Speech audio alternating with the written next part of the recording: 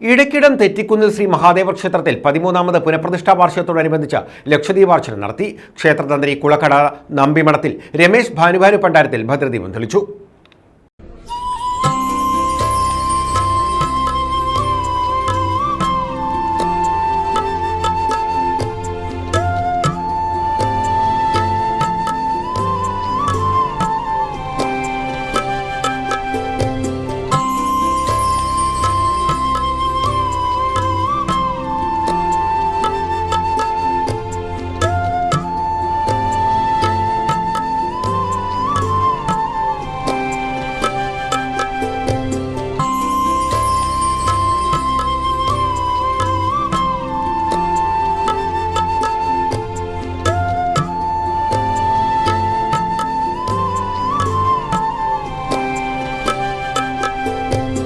ഇടയ്ക്കിടം തെറ്റിക്കുന്നിൽ ശ്രീ മഹാദേവി ക്ഷേത്രത്തിൽ 13ാമത് പുനഃപ്രതിഷ്ഠാ വാർഷികത്തോടനുബന്ധിച്ചാണ് ലക്ഷദീപാർച്ചന നടത്തിയത്. ക്ഷേത്രതന്ത്രി കുളക്കട നമ്പിമഠത്തിൽ രമേശ് ഭാനുഭാനു പണ്ടാരത്തിൽ ഭദ്രദീപം തെളിയിച്ചതോടെയാണ് ലക്ഷദീപാർച്ചനയ്ക്ക് തുടക്കമായത്.